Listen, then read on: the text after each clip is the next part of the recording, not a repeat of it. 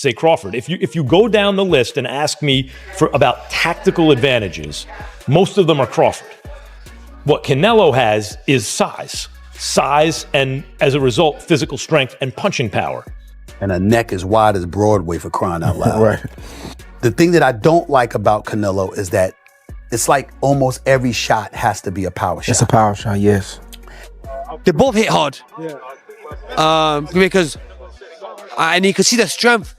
You know, when I was fighting against Crawford, I didn't think Crawford was that strong, but when he kind of moved me around a little bit, he is very strong as well. So look, yeah, but why does he need to give that much away? He's pound for pound #1 in the world. Why does he have to go up and fight Canelo? Max Kellerman and Stephen A. Smith analyzed the upcoming fight between Canelo Alvarez and Terence Crawford.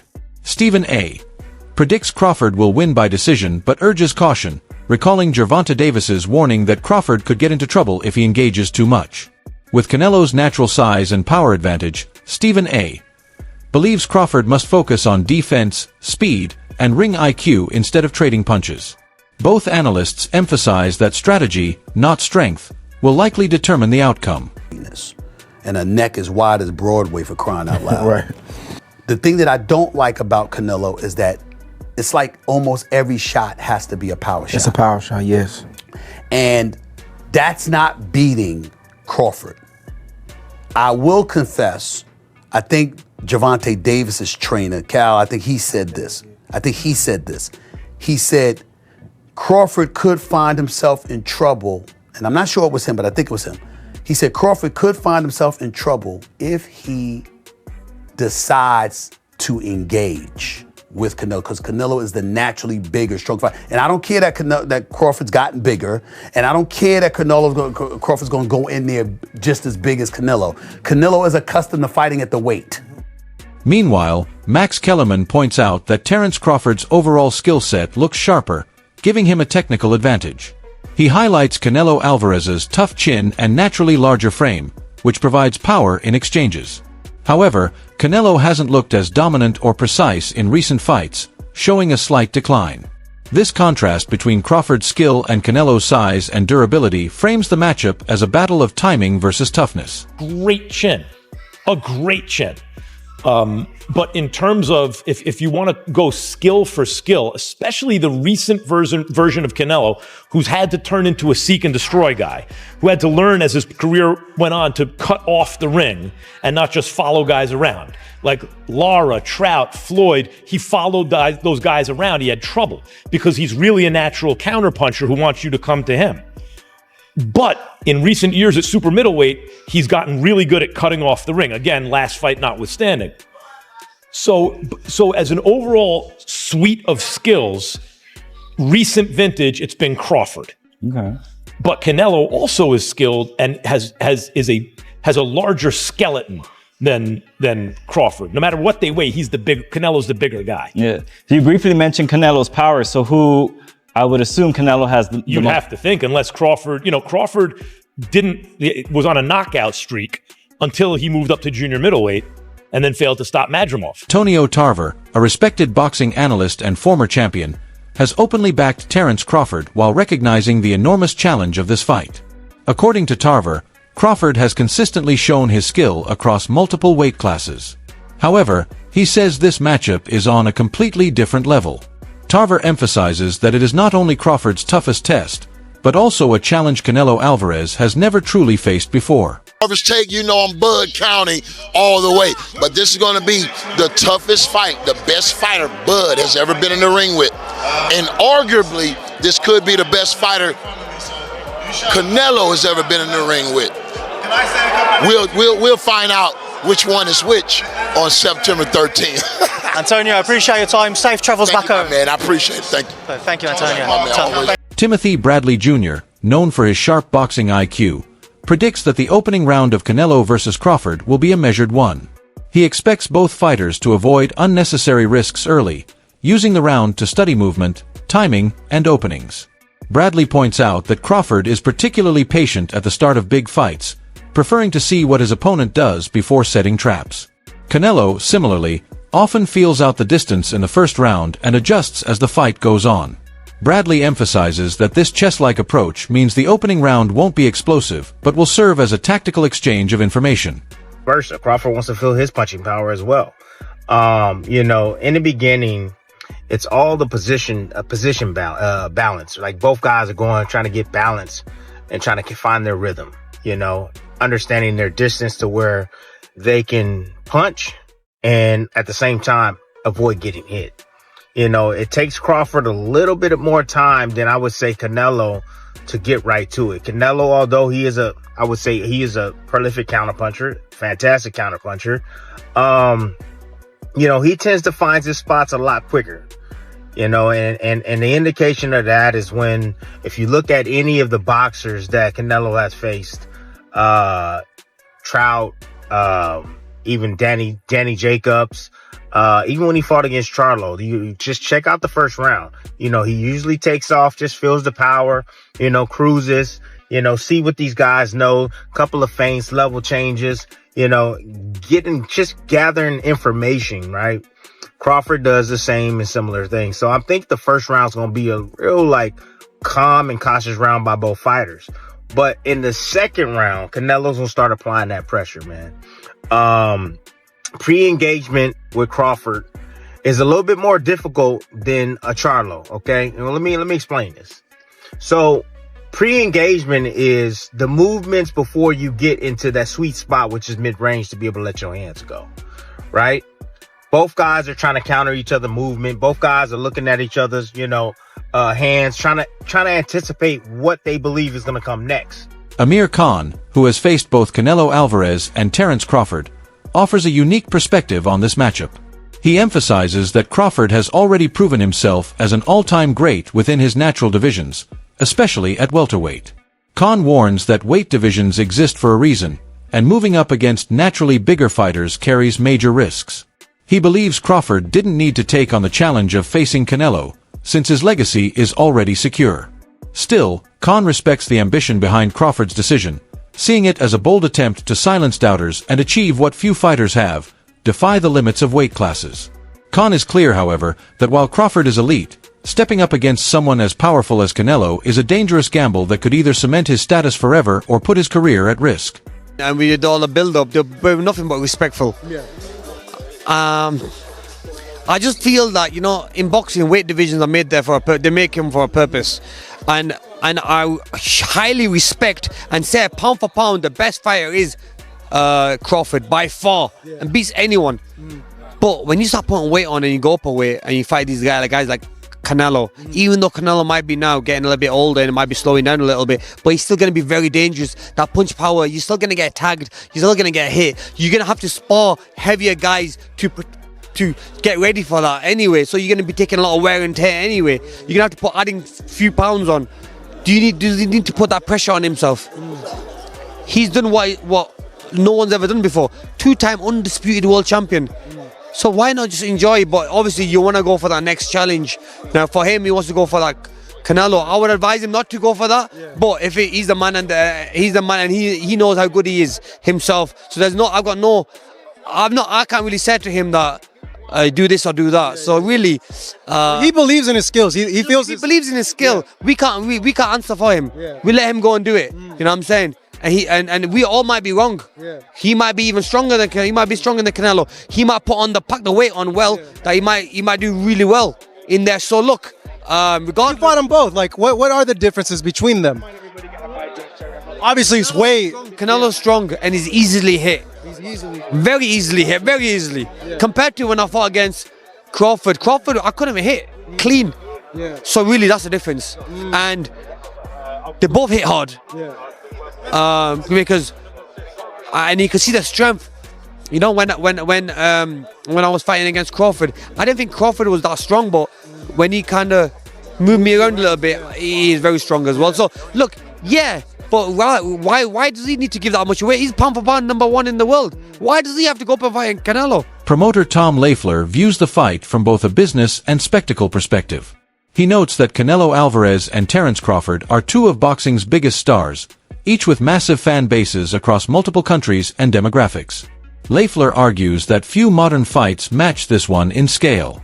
The matchup is more than a clash of skills. It's a meeting of two empires, Canelo's established reign as boxing's face and Crawford's rise as a pound-for-pound king.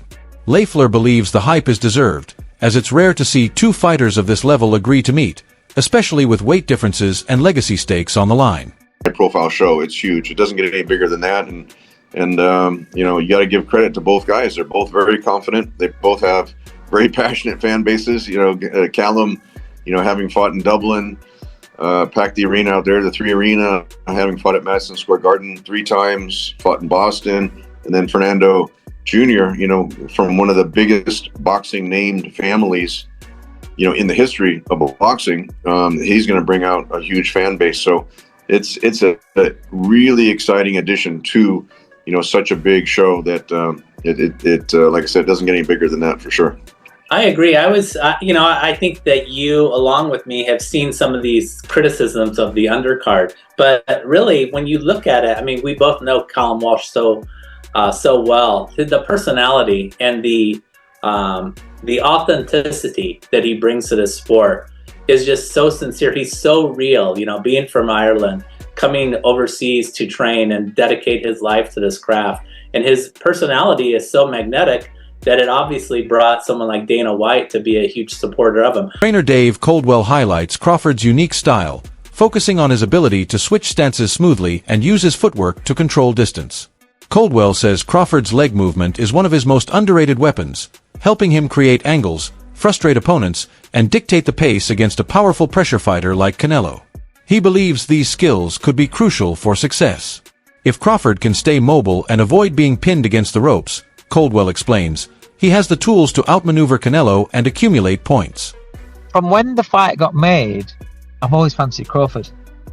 I just think it's different. I think there's something about him. I think if you add what Crawford's good at, his brain, he can switch, he's very good as a southpaw.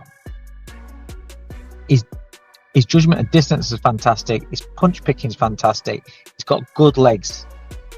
When you add what, and he can pop. I mean, listen, I'm not saying he's got the power to hurt Canelo, but he might have the power to surprise Canelo a little bit and just sting him and just. But when you look at what Crawford does well, and then I look at this version of Canelo, as Canelo's got on, his punch rate's gone down. His feet have never been the fastest, but he's always had good placement of feet. His feet aren't the fastest. And he loads up. And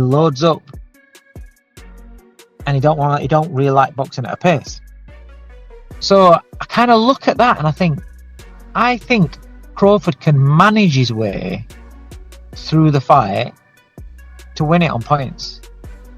I think he can manage moments, tough moments. When Canelo detonates a big shot on him, he's going to know about it because Crawford's been hurt before. And Crawford gets hit. He does get hit. That's why he's exciting.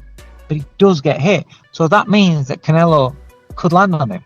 I just think that Canelo will land a bomb and Crawford knows enough to tie up, to get off at an angle, to get that distance. Jeff Mayweather emphasizes the importance of weight and natural size, calling it a key factor in this fight. He notes that Canelo has long dominated at super middleweight, a division that naturally fits his frame. Terence Crawford, on the other hand, is moving up to a weight that isn't his natural class, which could impact his speed, stamina, and durability. Mayweather points out that Canelo's comfort at this weight gives him an inherent advantage, as he won't need to make major adjustments to his body. Factor in. I mean, this is a weight class that Canelo is already, owned. He owns his weight class. And so, and he even went up higher. So, he's already proven what he can do and what he can take at those other weight classes. So, I don't know, but if anyone can do it, it probably would be Terence Crawford. This guy seems like he's amazing. I'm a big fan of Terence Crawford, but I'm a big fan of Canelo as well. It's one of those situations where somebody has to lose. So I don't know who's going to lose, but But I think that it's going to be a great fight. I think it's going to be a great fight. A Ring Magazine analyst examines Canelo's recent performances, noting that although Alvarez continues to train hard and prepare intensely, a weakness has appeared. In his last few fights, Canelo has struggled to cut off the ring effectively. This has allowed opponents to move freely and avoid his power shots. Against a fighter like Crawford, whose movement and angles are key to his strategy, this flaw could be significant. The analyst believes Canelo must regain his ability to trap opponents and limit their escape routes. I should have any position to critique and criticize Canelo. But one of the things that he's gotten in trouble with in the last couple of fights, not being able to cut off the ring. You know, you go to the William Skull fight and you watched him chase William Skull around and around and around that ring. And yes, William Skull was running from him. That was pretty clear to see. He was on his bike utilizing his jab, but you didn't see Canelo cut him off. You didn't see him move laterally to be able to stop a lot of that running or stop a lot of that circling around the ropes, which is his responsibility if he's going to take the front foot and look to establish himself offensively. And when I watch Canelo here, he's gotten away with this pretty much his entire career, but I watch him cross step a lot. And you see it right there, where he goes from circling, he rolls under the right hand, and instead of moving laterally, replacing his back foot with his front foot, he L-steps and then crosses over, which instead of just moving laterally and shifting, like I said, shuffling to his right off of the L-step, off of the reset, which would allow him to be ready to go and ready to fight again, it takes him that extra beat to get back into fight stance. Former champion David Haye offers a fresh perspective. At first, he thought Canelo's size and power would be too much for Crawford, making it almost impossible for the smaller fighter to win. However, after watching Crawford's training and seeing his relentless work ethic and technical precision, Haye admits his opinion has changed. He says he couldn't figure it out at first, but now believes Crawford has a genuine chance of victory. Beating Canelo, I've been a fan of his for a long time, and likewise with Crawford, I never thought there was a version of reality where they'd both be in the ring with each other. I initially automatically assumed, because Canelo's obviously beaten, he was the light heavyweight champion of the world, undisputed super middleweight champion of the world. He's just campaigned at a much bigger weight, so a good big can beats a good little one, usually. Until I saw them standing next to each other and they looked the same size. I couldn't quite figure it out. I was like, okay, if they're the same size, then it's literally pound for pound. Who's pound for pound better? And that's it. They're both pound for pound fighters. A lot of people have got them 1 and 2. And I favoured Canelo starting off, but over time, I'm starting to think once again Crawford is one of those guys where he reminds me of kind of Andre Ward a little bit, their mindset, and he wouldn't put himself in a position if he didn't know for sure he had enough firepower to deal with someone of Canelo's stature and Canelo's history. But it's the two best fighters on the planet. Mixing it up, it's one of those dream fights. It's a proper trades fight. You know, that anyone who's interested in boxing and want to see two living legends going at it. Yeah, I can't believe it's actually happening.